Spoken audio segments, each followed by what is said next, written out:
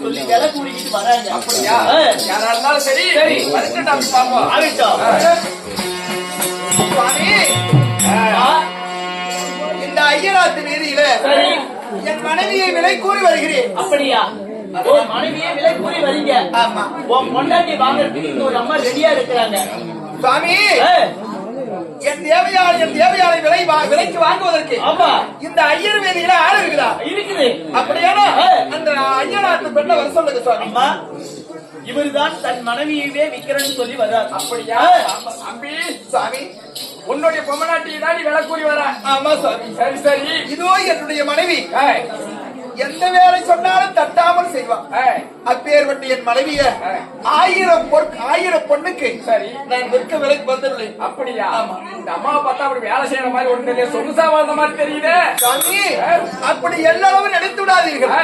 சொன்ன வேலையை என்னுடைய மனைவி செய்வான். அப்படியா? காலில் காட்டுற வேலையை கையால செய்வான். அப்படியா? அப்பேற்பட்ட புண்ணியவதி. சரி சரி, எத்தனை பொண்ணு சொன்ன? 1000 பொண்ணு. அப்படியா? அப்படி எடுத்து வந்து கொடுறா. ஓரா எடுத்துட்டு வந்தோம்.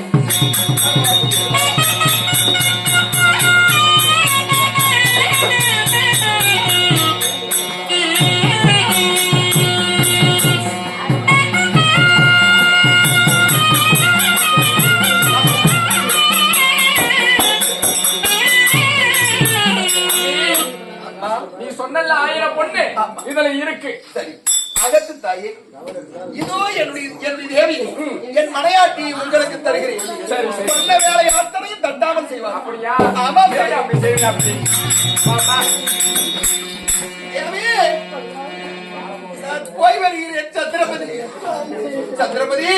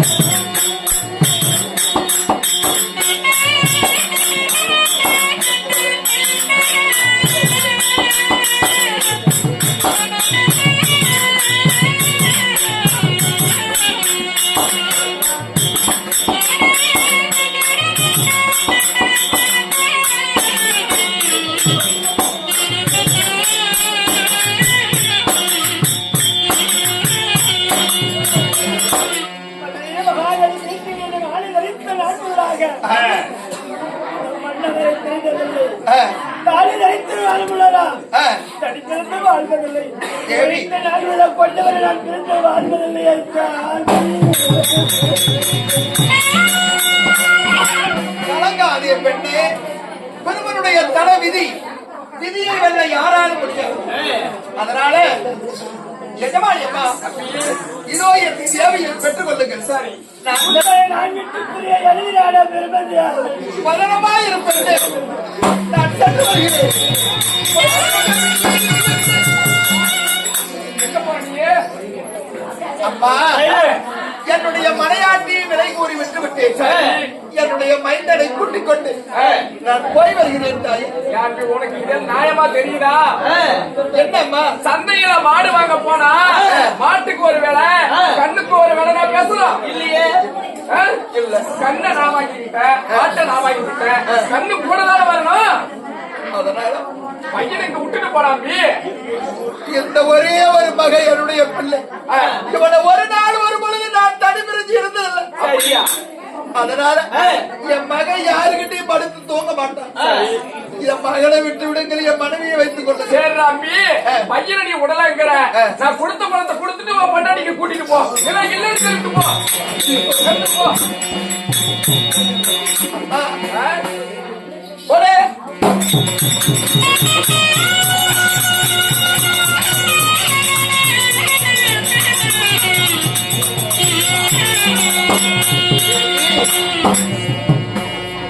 கண்ணே, மகனே, அம்மா, உங்களுடைய வார்த்தைப்படி என் மகனை என் பணத்தை மட்டும் திரும்பி கேட்காதீங்க. பொன்பொருள் அதை நான் பட்ட கடனை அடைப்பதற்காக இதுவோ உங்களுடைய வார்த்தைக்கு மறுவார்த்தை எல்லாம் என் மகனையும் பத்திரமா மணி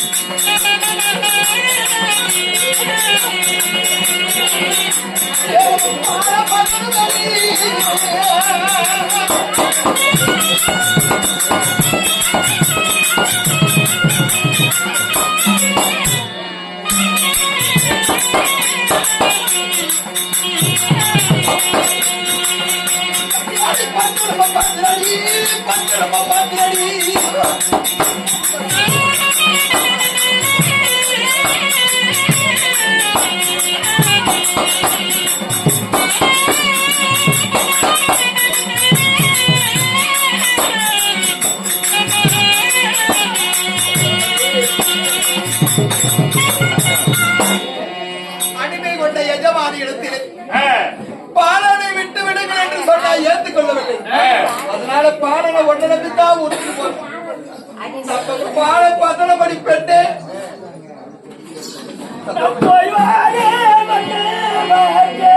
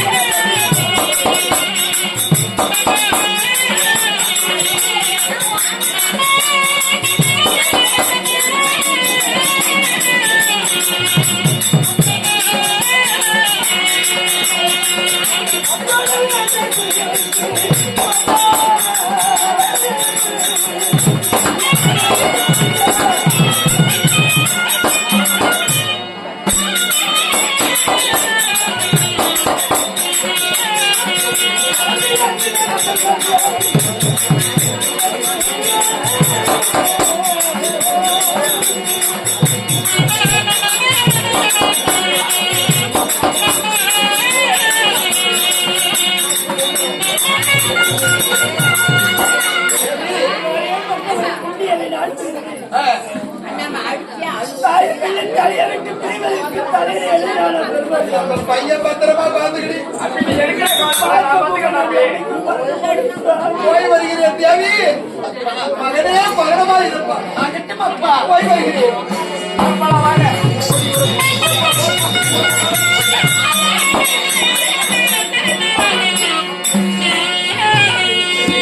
ஐயா ஹரிச்சந்திரா, நட்சத்திர ஐயரே, இதோ இந்த விஸ்வாமித்திரனுக்கு நான் பட்ட கடன் இதோ தருகிறேன்.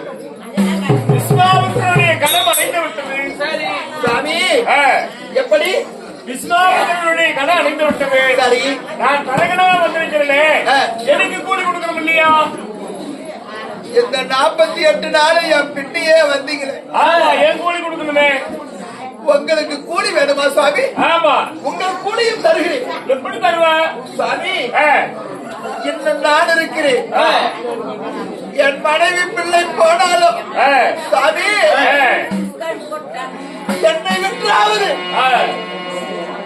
என்னை விற்றாவது உங்களுடைய கடனை தீர்க்கிறேன். அப்படியா? பாருங்கள், என்னோட கொஞ்ச தூரம்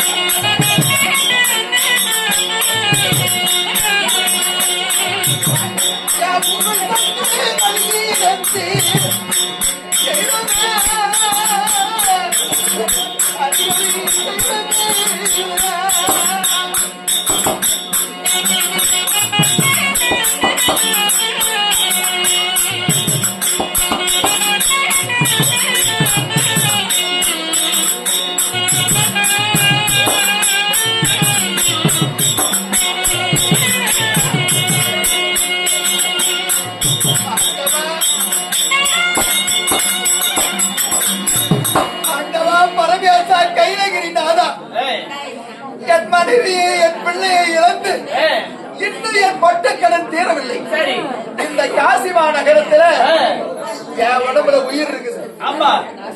என் மனைவி பிள்ளைகளை இழந்து இனிமேல் நான் இருக்கிறேன். என்னை விட்டு கடைசியா இந்த வீதியில என்னை யாரு விலைக்கு கேட்பாருங்க. ஆனா இறுதியா இருக்குது இந்த தோட்டி வீதி. ஆமாங்க. இந்த புனைய வீதி. இந்த தோட்டி வீதியில ஐயா சாமி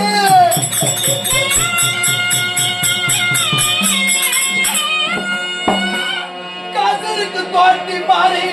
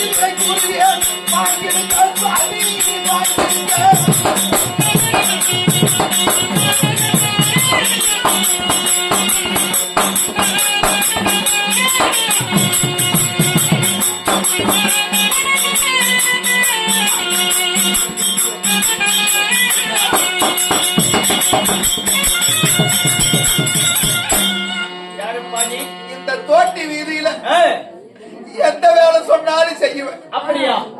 இந்த தோட்டி வீதியிலாவது என்ன வாங்குறதுக்கு யாராச்சும் ஆள் இருந்தா 10 பொன் கொடுத்தா போதும், நான் உங்களுக்கு வரேன். அப்படியா? எந்த வேலை சொன்னாலும் தட்டாமல் செய்வேன். எங்களுக்கு எல்லாம் தலைவர் ஒருத்தர் இருக்கிறார். யாரு? அவர்கிட்ட கூட்டிட்டு போய் விடுறேன். யாருப்பா? வீரபாகு தோட்டி. ஆமாங்க, வீரபாகு தோட்டிட்டாங்க. ஐயா, ஐயனே, யார் நீங்க?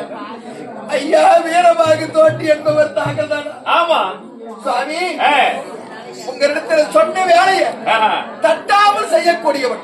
அப்படியா? எந்த வேலை சொன்னாலும் செய்யணும். எப்பா உன் ஆள பார்த்தா ராஜமுகமா இருக்குது, என் வேலை நீ எப்படி செய்வ? என்ன வேலை செய்யணும்னு சொல்லுங்க சுவாமி. என்ன வேலை சொல்லுங்க. கால நேரம் ஒன்றரை வீட்டுல ஒரு கண்ணுக்குட்டி செத்து போச்சு வச்சுக்க, கண்ணருக்கு போகணும். காலையில கண்ணருக்கு போகணும். மாலை நேரம் மாணருக்கு போகணும். மதியான நேரம் மயானம் காக்கிறதுக்கு போகணும். இதெல்லாம் நீ செய்யணுமே சாமி. மயானங்காவ காப்பது என்ன? எந்த வேலை சொன்னாலும் செய்யறேன். அப்படியா? அதுக்கு என்ன பொருள் வாங்கணும் சுவாமி? கால் பணம், கருப்பட்டி, முளத்துண்டு, வாய்க்கரிசி சுவாமி இதெல்லாம் வாங்கி அந்த கால் பணம் சொல்றேன். கால் பணம், முளத்துண்டு, கருப்பட்டின்றது எல்லாம் அந்த மூணை என்ன இடத்துல கொண்டு வந்து ஒப்படைக்கணும். சரி.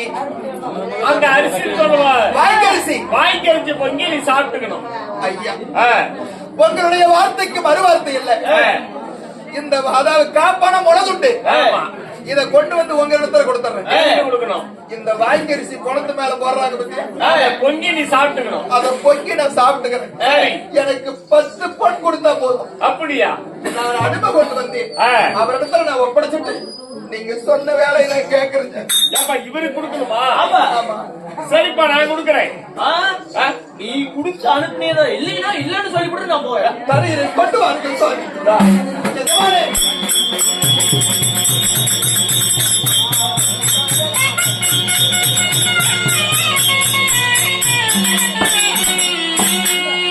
ஐயா, விஸ்வாமித்திரரிடத்திலும் போய் கொடுத்து விடுங்கள்.